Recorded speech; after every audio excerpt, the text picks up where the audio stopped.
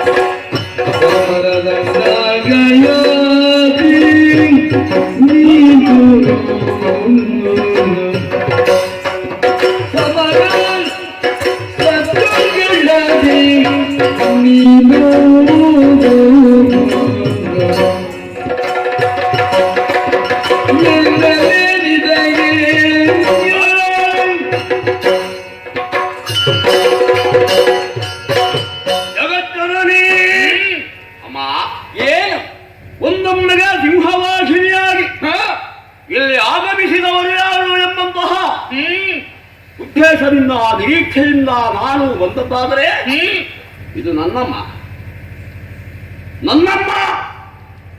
ನನಗೆ ವರವನ್ನಿತ್ತಂತಹ ತಾಯಿ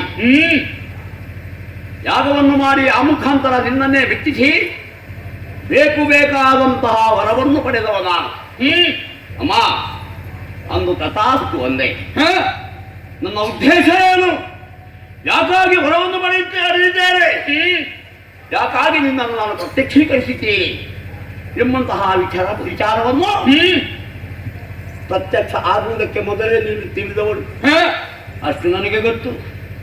ಆದರೂ ಕೂಡ ಮನದ ಇಂಗಿತವನ್ನು ಈಡೇರಿಸಿ ಮಗನಂತೆ ನೋಡಿಕೊಂಡವಳು. ಅಮ್ಮ, ಮಗನಾದಂತಹ ನಾನು ನಿನಗೆ ಇಂದು ಅನ್ಯನಾದಿನೇ. ಹೌದಮ್ಮ, ಆ ಸನ್ಮುಖನನ್ನು ಬಂಧನದಲ್ಲಿ ಇರಿಸಿದ್ದೀನಿ. ಯಾಕೆ ಏನೆಂಬುದನ್ನು ಕೇಳಲಿಲ್ಲ ಅಂತ ಕಾಣ್ತದೆ. ಕಾರಣ ಇದೆ ಅಮ್ಮ. ಏನು? ನನ್ನ ಉದ್ದೇಶ ಏನಿತ್ತು, ನನ್ನ ಆಕಾಂಕ್ಷೆ ಏನಿತ್ತು, ಅದಕ್ಕೆ ವಿರುದ್ಧವಾಗಿ ಒಪ್ಪಿಸುವಂತಹ ಬ್ರಾಹ್ಮಣರಿಗೆ ಶಿಕ್ಷೆಯನ್ನು ಕೊಡಿಸುತ್ತಿದ್ದೆ. ಯಾಕೆ? ನನ್ನ ದಾರಿ ಯಾವುದಿದೆಯೋ ಅದಕ್ಕೆ ವಿರುದ್ಧವಾಗಿ ಯಾರೂ ಕೂಡ ಬರಬಾರದು ಎಂಬುದೇ ನನ್ನ ಉದ್ದೇಶವಾಗಿತ್ತು. ಇಂದ್ರಾದಿ ದೇವತೆಗಳು ದಿನನಿತ್ಯವೂ ಬರಬೇಕು ಎಂಬ ಹಾಗೆ ಆಜ್ಞಾಪಿಸಿದವ ನಾನು. ಒಪ್ಪಿಕೊಂಡವ ಇಂದ್ರ ಬಂದುಕೊಂಡಿದ್ದ. ಏನು ಮಾಡೋಣ, ಯಾರೋ ಹೇಳಿದ್ರು ಅಂತ ಕಾಣ್ತಾನೆ. ಬರುವುದನ್ನೇ ನಿಲ್ಲಿಸಿದ. ಸ್ವರ್ಗವನ್ನೇ ಜಯಿಸಿದಂತಹ ಕಂವಾಸುರನ ಆಜ್ಞೆಯನ್ನು ಯಾವತ್ತೂ ಕೂಡ ಯಾರೂ ಕೂಡ ಉಲ್ಲಂಘಿಸಬಾರದು. ಯಾರು ಉಲ್ಲಂಘಿಸುತ್ತಾರ ಅದಕ್ಕೆ ಸರಿಯಾದ ಶಿಕ್ಷೆಯನ್ನು ಕೊಡುವುದಕ್ಕೆ ಮುಂದಾಗುವುದೇನು ತಪ್ಪಿಲ್ಲವಲ್ಲ ಅಮ್ಮ. ಆದ್ದರಿಂದಲೇ ಅವರ ವೃದ್ಧಿಯನ್ನು ಬಗೆಯುವಂತಹ ಆ ಬ್ರಾಹ್ಮಣರಿಗೆ ಶಿಕ್ಷೆಯನ್ನು ಕೊಡುವುದಕ್ಕೆ ಮುಂದಾದ. ಆಗಲಾದರೂ ಅವನಿಗೆ ಬುದ್ಧಿ ಬಂದಿತು ಎಂಬಂತಹ ಭಾವನೆ ನನ್ನಲ್ಲಿತ್ತು.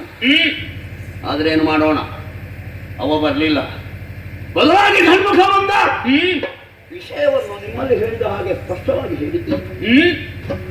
ಏನು ಕೇಳುವಂತಹ ಗೋಜಿಗೂ ಹೋಗಲಿಲ್ಲ, ಆಲೋಚನೆ ಮಾಡಲಿಲ್ಲ.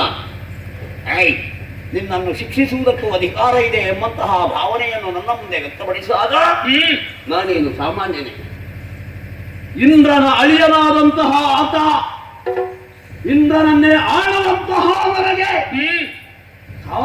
ಸವಾಲಿಸಿದ್ದಾನೆ ಅನ್ನುವಾಗ ಅದಕ್ಕೆ ನಾನು ಹಿಂಜರಿಯಬೇಕೆ? ಹೌದಮ್ಮ. ಅವನಿಗೆ ಯುದ್ಧವನ್ನು ಮಾಡಿದ, ಸೋತು ನನ್ನ ಸೆರೆ ಸೆರೆಮನೆಯಲ್ಲಿ ಇರಿಸಿದ್ದೇನೆ. ಹೌದು ಅಮ್ಮ, ನಾನು ಏನು ಯಾರು ಎಂಬುದು ನಿನಗೂ ಗೊತ್ತು.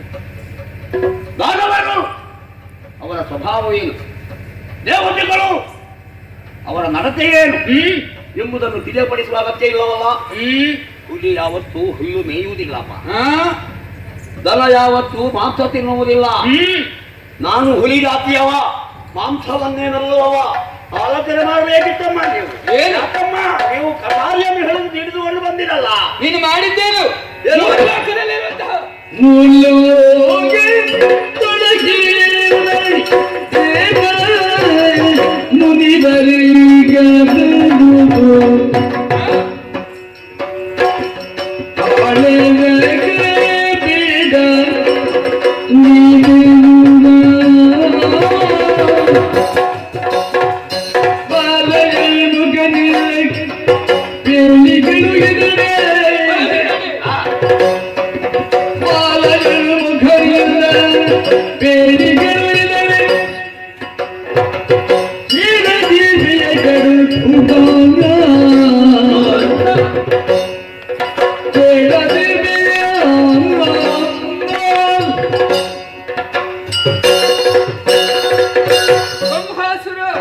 ಈ ಮೊದಲಾಗಿ ಎಲ್ಲಾ ವಿಚಾರವನ್ನು ನೀವು ತಿಳಿಸಿದವಳು ನಾನಿದ್ದೇನೆ.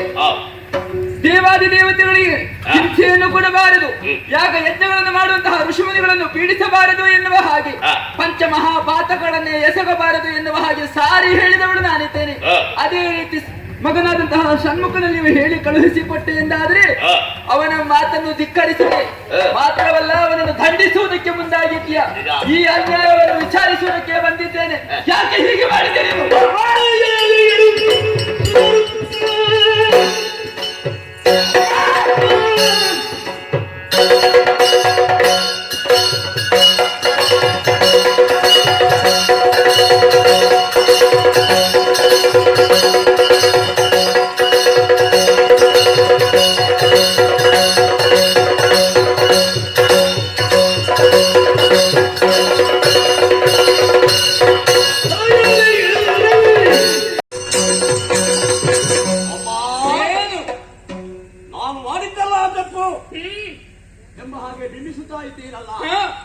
ಯಾಕಮ್ಮ? ಹುಟ್ಟಿದಂತಹ ಜೀವಿಗಳಿಗೆ ಸ್ವಾರ್ಥ ಎಂಬುದಿಲ್ವೇ? ಹುಟ್ಟಿದಂತಹ ಪ್ರಿಯತ್ತು ಜಂತು ಕೂಡ ಬದುಕಬೇಕೆಂಬಂತಹ ಆಕಾಂಕ್ಷೆಯಾಗಿರುತ್ತದೆ. ಆಹಾರವನ್ನು ಹುಡುಕುತ್ತಾ ಹೋಗುತ್ತಾ ಪ್ರಾಣಿಗಳು ಸಿಕ್ಕ ಆಹಾರವನ್ನು ತಿನ್ನುತ್ತವೆ. ಅದು ಯಾಕೆ? ತಾನು ಬದುಕಬೇಕು ಎಂಬ ಉದ್ದೇಶದಿಂದ. ಯಾರು ಕೂಡ ಪ್ರಪಂಚದಲ್ಲಿ ಹುಟ್ಟಿದವರು ಒಂದು ಜೀವಿಯನ್ನು ಕೊಲ್ಲದೆ ಬದುಕುವುದಕ್ಕೆ ಸಾಧ್ಯವೇ ಇಲ್ಲ. ಜೀವಿಯನ್ನು ಕೊಂದೇ ಜೀವಿ ಜೀವಿಸುತ್ತದೆ. ಇದು ಶತಶುದ್ಧ, ಇದು ಸತ್ಯ. ಆದ್ದರಿಂದಲೇ ಎತ್ತರಕ್ಕೆ ಏರಿದವ ಯಾವತ್ತೂ ಕೂಡ ಪ್ರಪಾತಕ್ಕೆ ಬೀಳುವುದಕ್ಕೆ ಮನ ಮಾಡ್ಯಾನೆ ಸಾಧ್ಯವೇ ಇಲ್ಲ. ಅದನ್ನ ಶತ್ರುಗಳು ದೇವತೆಗಳು ಮೊದಲೇ ನಿನಗೆ ಗೊತ್ತು.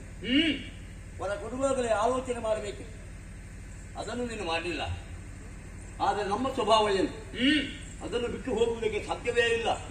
ಮೊದಲೇ ಹೇಳಿದ್ದೇನೆ, ಪ್ರಾಣಿ ವರ್ಗದ ಕಥೆಗಳನ್ನು ಮಾಂಸ ತಿನ್ನುವ ಜಾತಿ ನಮ್ಮದು. ಹುಲ್ಲು ಮೇಯುವುದಕ್ಕೆ ನಮಗಾಗುತ್ತದೋ ಅದೇ ಪಥದಲ್ಲಿ ಮುಂದೆ ಹೋಗುತ್ತಾ ಇದ್ದೇನೆ. ಅದು ತಪ್ಪಂತ ಭಾವಿಸಿದ್ರೆ ಅದು ನನ್ನ ಅಪರಾಧವಲ್ಲಮ್ಮ. ನಿನ್ನ ಮನಸ್ಥಿತಿ ಎಂಬುದನ್ನು ತಿಳಿಯಬೇಕಾಗುತ್ತದೆ. ಅಮ್ಮ, ಇನ್ನು ನನಗೂ ಕೂಡ ದಾಕ್ಷಿಣ್ಯ ಎಂಬುದು ಇಲ್ಲ. ನನ್ನ ಉದ್ದೇಶ, ಧ್ಯೇಯ, ನನ್ನ ನಡತೆ ಅದಕ್ಕೆ ವಿರುದ್ಧವಾಗಿ ಯಾರೂ ಬರುವರು. ಇದು ನನ್ನ ಅಪೇಕ್ಷೆ. ಅಮ್ಮ, ಬಂದದ್ದೇನೋ ಆಯ್ತು. ಮಗನಿಗೆ ಹೇಳಿದ್ದನ್ನೆಲ್ಲ ಹೇಳಿದ್ದೇನೆ. ನಾನು ಮಾಡಿದ್ದು ತಪ್ಪು ಅಲ್ಲ ಎಂಬುದನ್ನು ನಿಮಗೆ ತಿಳಿಸಿದ್ದೇನೆ. ಬಂದ ಹಾಗೆ ಹೋಗುವುದು ಲೇಸಮ್ಮ. ನಿನಗೆ ಹೆದರಿಸಿದ್ದು ಯಾರಿಗೆ?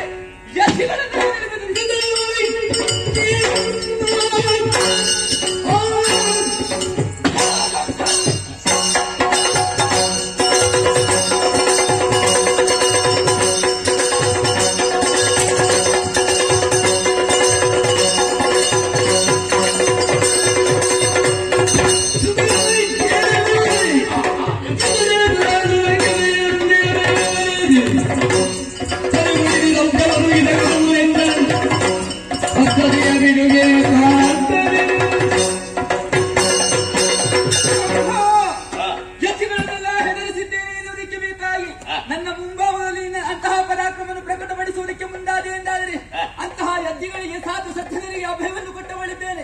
ಭಯಗೊಳ್ಳಬೇಕಾದಂತಹ ಅಗತ್ಯವಿಲ್ಲ.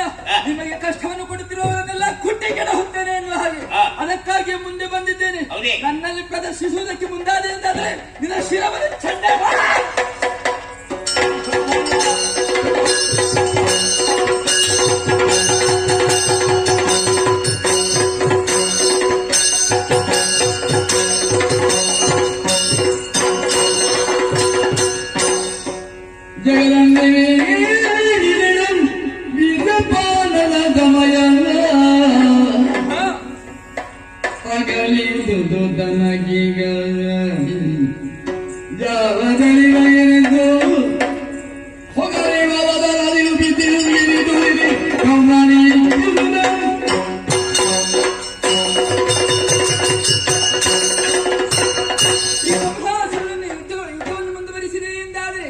ಮಗನೆನ್ನುವಂತಹ ಮಮಕಾರವೇನೆಯ ಅಧಿಕವಾಗುತ್ತಾ ಇದೆ. ಯುದ್ಧವನ್ನು ಮುಂದುವರಿಸುವುದಕ್ಕೆ ಅಸಾಧ್ಯವಾಗುತ್ತಾ ಇದೆ. ಹಾಗಾದರೆ ಈತನಲ್ಲಿ ಯುದ್ಧವನ್ನು ಮುಂದುವರಿಸಬೇಕು ಎಂದಾದರೆ ಹೀಗಲ್ಲ, ವೀರಪಾನವನ್ನೇ ಮಾಡಿ ಮುಂದುವರಿಸಬೇಕು.